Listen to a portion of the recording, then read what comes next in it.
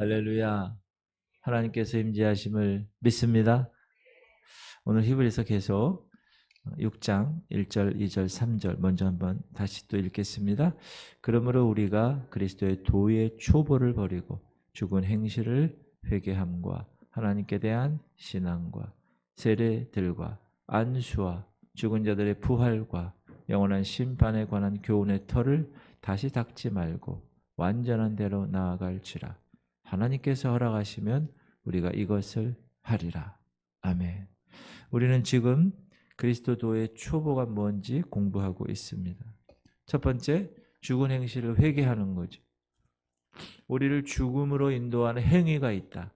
그것을 반드시 회개해야 한다. 첫 번째는 예수를 알지 못하는 사람들의 회개. 이들의 회개를 구원에 이르는 회개라고 말한다고 말씀드렸습니다. 우리는 예수 그리스도 그분으로 인하여 회개해서 그분을 나의 구주로 또 구세주로 영접한 사람들입니다. 그리고 두 번째, 그리스도 안에 들어온 후 저지르는 죄에 대하여 회개해야 합니다. 이 회개는 새 생명을 얻은 사람들이 그들의 삶 가운데 나타나는 것입니다. 그래서 매일 회개해요. 매일 말씀으로 성찰하고 찔림받고 우리가 어찌할꼬 회개하며 다시 주님의 그 거룩의 길을 걸어가는 것입니다. 그리스도의 도의 초보 두 번째는 하나님께 대한 신앙입니다. 하나님 말씀을 통해서 성령으로 깨닫는 것. 간절한 마음으로 말씀을 듣고 그 말씀대로 순종하는 신앙. 그 말씀대로 순종하는 것이 우리의 삶에서 구현되는 신앙. 그게 하나님께 대한 참 바른 신앙의 길입니다. 세 번째는 세례입니다. 우리는 그리스도와 연합하여 죄에 대하여 죽은 존재.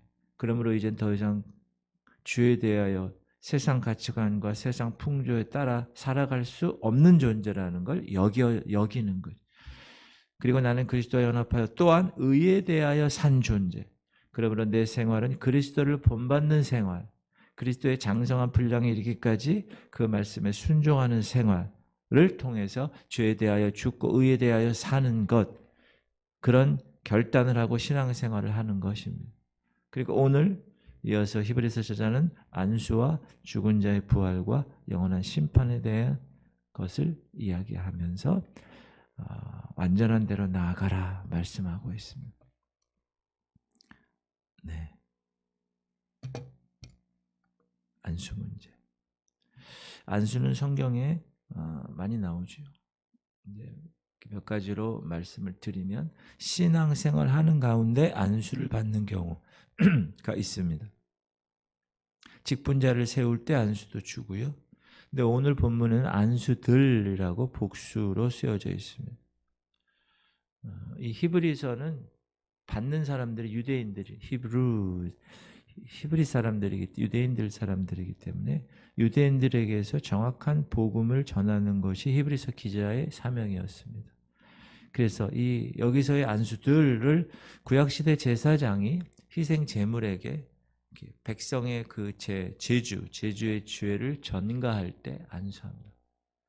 그런 의미도 이야기할 수 있습니다.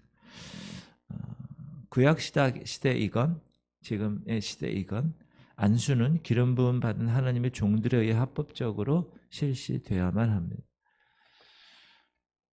누가복음 13장에 보면 병자를 위해 안수할 수가 있습니다.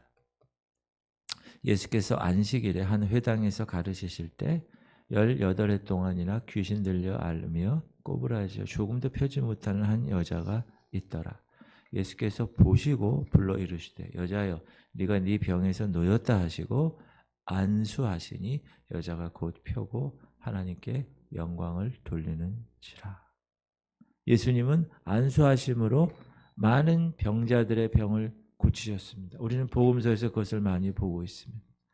그러므로 병자가 병을 고침받기 위해 주의 종에게 안수받는 것은 성경적입니다. 그래서 우리는 주일 예배 때 꼭 치유 기도를 선포하면서 하죠. 아픈데 손을 얹고 기도합니다. 그것은 성경적입니다. 성결교단의 중생 성결 신유 재림 4대의 복음의 신유를 우리는 믿고 있습니다. 여러분 믿으시죠? 하나님께서 그렇게 하십니다.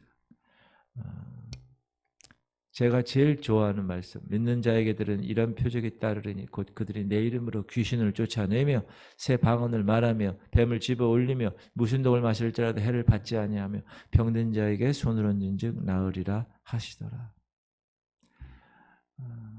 그리고 축복을 위한 안수가 있습니다. 마가복음 보면 예수님이 어린아이들을 품에 안으시고 그들을 위해 안수하시고 축복해 주셨습니다. 내가 진실로 너에게 이르노니 누구든지 하나님의 나라를 어린아이와 같이 받들지 않는 자는 결탄코 그곳에 들어가지 못하리라 하시고 그 어린아이들을 안고 그들 위해 안수하시고 축복하시니라. 엊그제 어린이주일 했잖아요 저희. 근데 어린아이들 제가 이렇게 너무 어린애들 엄마 할머니 딱 제가 한 명씩 안수했어요. 성경적입니다. 정말 귀한 일입니다. 성도들이 하나님의 축복을 받기 위해 하나님의 종의 안수기도 받는 것 성경적입니다. 저는 순복음 출신인데 순복음교회 특징이 뭐냐? 안수를 많이 하죠. 특히 거기는 교회가 크잖아요. 크니까 이제 조목사님 밑에 부목사님들이 많습니다. 대교구장이 있고 소교구장이 있는데 성도들이 교회 출석하면 누가 출석했는지 몰라요. 너무 많으니까. 그러면 교구실에 다 갑니다. 자기에 속한 교구실. 그럼 거기 가서 교구장에게 안수를 받습니다. 그게 출석 체크입니다. 거기는. 저는 이제 긍정적으로 봅니다. 근데 이제 제가 성결교단 목사가 돼서 이렇게 성결교단도 안수를 많이 하는데 제가 여기 교회 와서는 많이 하진 않았는데 그 분위기가 아닌 것 같아요. 지금 많이. 그렇지만 많이 변하고 있어요. 그래서 제가 많이 기회가 있을 때마다 제가 안수합니다. 성령 충만을 위한 안수. 사도행전 보면 빌립 집사가 사마리아 성에 가서 복음을 전하죠. 집사님인데도 불구하고 기적을 일으키고 기사. 그때 그 사마리아 성에 복음이 전해졌다는 걸 듣죠. 예루살렘에서. 누가? 사도들이 가서 확인합니다. 이방인 사마리아에게도 그랬다. 개로 여기는 이방인은 아니지만 개로 여기는 그런. 그래서 사마리아 성 주민들이 사도들의 안수로 성령을 받습니다. 예루살렘에 있는 사도들이 사마리아도 하나님의 말씀을 받았다함을 듣고 베드로와 요한을 보내매 그들이 내려가서 그들을 위하여 성령 받기를 기도하니 이는 아직 한 사람에게도 성령 내리시는 일이 없고 오직 주 예수 이름으로 세례만 받을 뿐이더라. 이에 두 사도가 그들에게 안수함에 성령을 받는지라. 성령을 충만히 받으려는 성도가 있어요. 간절한 마음을 갖고 있어요. 그때 목사의 안수 기도를 받습니다. 그러면 목사의 그 안수를 통하여 하나님께서 성령을 통하여서 그 목사의 영성이 임파테이션, 전가됨으로 성령을 받는 경우가 많습니다.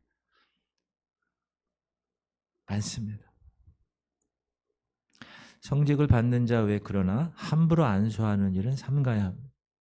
능력 받았다고, 은사 있다고, 성직자가 아닌 집사나 장로나 권사들이 성도들의 머리에 손을 얹고 안수하는 일은 삼가해야 합니다.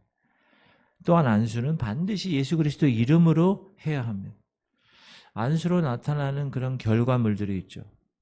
성령 충만함 받고 병이 치료받고 여러 가지 기적이 일어나고 이런 것이 안수자의 능력이나 안수자의 믿음에서 나온 게 아닙니다. 조용기 목사님이 안수해서 병이 고쳐진 게 아닙니다. 하나님이 그의 종들을 통하여서 오직 예수 그리스도의 권능에 의해서 나타난 것입니다. 그러므로 안수하는 목사는 결코 교만해서는 안 됩니다. 저 김집사 내가 안수해서 성령 받았어. 저 이권사 내가 안수해서 병 고쳤어. 아닙니다. 예수 그리스도의 권능이 안수하는 그 주의 종들을 통해서 김집사에게 임했고 이권사에게 임한 것입니다. 그러므로 결코 교만해서는 되지 않습니다. 요게 문제가 되는 거예요. 그래서 이단이 되고 사이비가 되는 거예요. 이단과 사이비의 역사를 보면 대부분 다 처음엔 그렇지 않아요. 근데 하나님께서 그 사람에게 놀라운 권세를 주세요. 근데 나중에 그게 막 현실에서 일어나니까 어떻게 됩니까? 내가 하는 게 되는 거예요. 그래서 이단이 돼요. 처음부터 이단하는 놈들도 있지만 중간에 그런 경우도 있어요. 직분자들에게 안수하는 경우 있습니다. 안수 집사 세울 때, 장로들 세울 때, 목사들, 주의 종. 그래서 교회는 특별히 이 안수에 신중해야 합니다.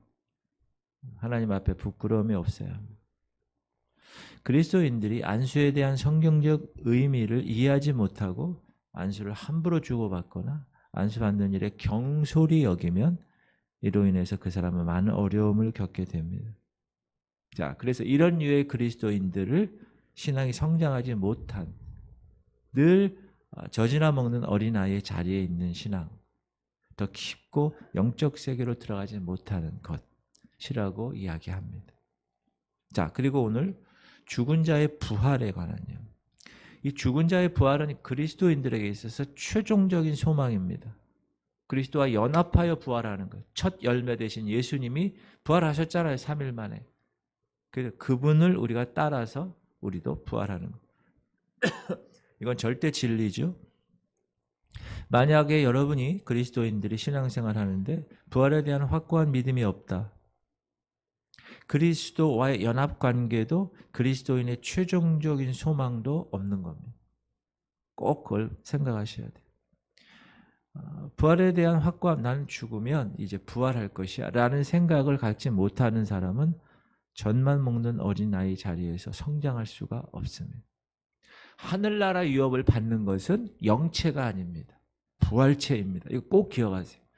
우리가 하늘나라 여러분 천국에 가시죠? 믿습니까? 가실 걸 믿고 있습니까?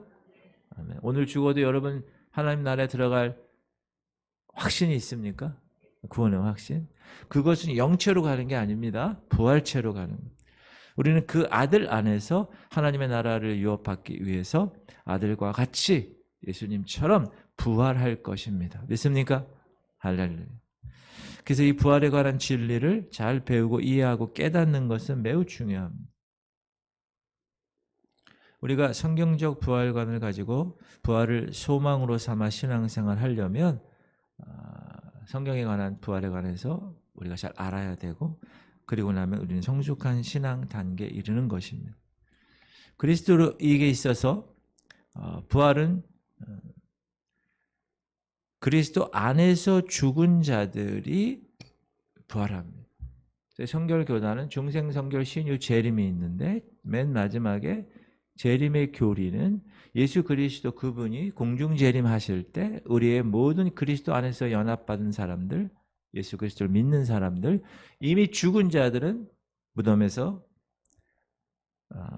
부활하고 그 첫 번째, 그리고 살아있는 자는 그 살아있는 자체에서 부활체로 순식간에 변해서 중력을 거스르고 공중으로 휴거가 됩니다. 그리고 계시록 20장 보면 대환란 때 그때 순교한 사람들, 그렇죠? 그리고 짐승과 우상에게 경배하지 아니한 사람들, 그리고 짐승의 표를 받지 않고 끝까지 견뎌낸 사람들. 또 내가 보좌들을 보니 거기에 앉은 자들이 있어 심판하는 권세를 받았더라. 또 내가 보니 예수를 증언함과 하나님 말씀 때문에 목배임을 당한 자들의 영혼들과 또 짐승과 그의 우상에게 경배하지 아니하고 그들의 이마와 손에 그의 표를 받지 아니한 자들이 살아서 그리스도와 더불어 1000년 동안 왕 노릇을 하니 그 나머지 죽은 자들은 그 1000년이 차기까지 살지 못하더라. 이는 첫째 부활이라. 이 첫째 부활에 참여하는 자들은 복이 있고 거룩하도다. 둘째 사망이 그들을 다스리는 권세가 없고 도리어 그들이 하나님과 그리스도의 제사장이 되어 1000년 동안 그리스도와 더불어 왕 노릇하리라. 가장 그리스도인들의 영광스러운 부활입니다. 왜냐하면 이 첫째 부활에 참여하는 자들은 그리스도의 나라에서 1000년 동안 이 땅이에요. 천년왕국은. 여러분 천년왕국은 이 땅이에요. 저기 있는 곳이 아니라 그건 새 예루살렘, 새 하늘과 새 땅이고 천년왕국은 여기입니다. 이 땅에서 왕 노릇하며 또 하늘에 올라간 후에도 그 왕권을 계속 유지할 수 있기 때문에 이 부활은 주님이 재림하시는 그 시기에 이루어질 것입니다. 그래서 우리는 이 부활을 소망하고 삽니다. 그리고 이제 마지막 부활이 있는데 일반적인 생명의 부활, 심판의 부활이죠. 이를 놀랍게 여기지 말라. 무덤 속에 있는 자가 다 그의 음성을 들을 때가 오나니 선한 일을 행한 자는 생명의 부활로 악한 일을 하는 자는 심판의 부활로 나누니라. 성경에 둘째 부활이라는 말은 없습니다. 그런데 믿지 않는 사람들도 부활합니다. 그들도 부활체로 변합니다. 근데 그들은 영원토록 저주받는 그곳에서 죽으려고 죽는 게 아니라 거기서 고통받으려고 부활하는 겁니다. 그 사람들도 부활이 있어요. 그러나 믿는 자들에게는 생명의 부활로, 믿지 않는 자들에게는 심판의 부활로 나올 것입니다. 그래서 심판의 이제 교리가 나옵니다. 사람들이 하나님의 심판을 알게 되면 죄에 대하여 민감하고 회개하게 됩니다. 두려운 마음으로 하나님께 순종하지 않을 수 없습니다. 이 영원한 심판에 대한 경고로 예수님이 비유적으로 경고하신 일이 있는, 만일 네 오른손이 너로 실족하게 하거든 빼어내버리라. 네 백치 중 하나가 없어지고 온몸이 지옥에 던져지지 않는 것이 유익하며, 또한 만일 네 오른손이 너로 실족하게 하거든 찍어내버리라. 네 백치 중 하나가 없어지고 온몸이 지옥에 던져지지 않는 것이 유익하니라. 죄에 대하여 어떻게 하라고? 잘라내야 돼요.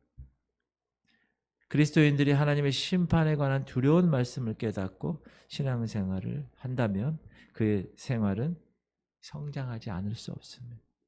젖이나 먹고 자라는 신앙이 언제나 어린아이에 있는 것은 이 하나님의 심판에 대한 믿음이 없기 때문에 그렇습니다. 하나님은 사랑의 하나님이시지만 공의의 하나님이시기 때문에 반드시 계산하십니다.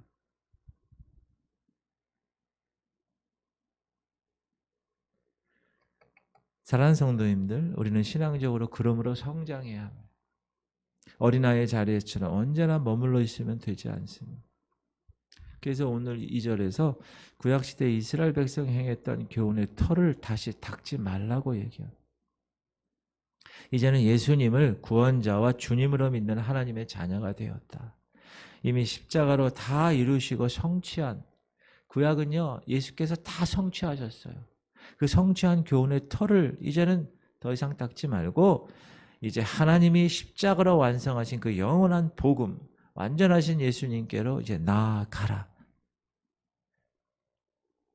우리는 이 같은 초보적 교리와 그리스도인의 생활을 잘 감당해서 우리의 신앙의 차원을 성숙시키고 영적으로 높여야 되겠습니다.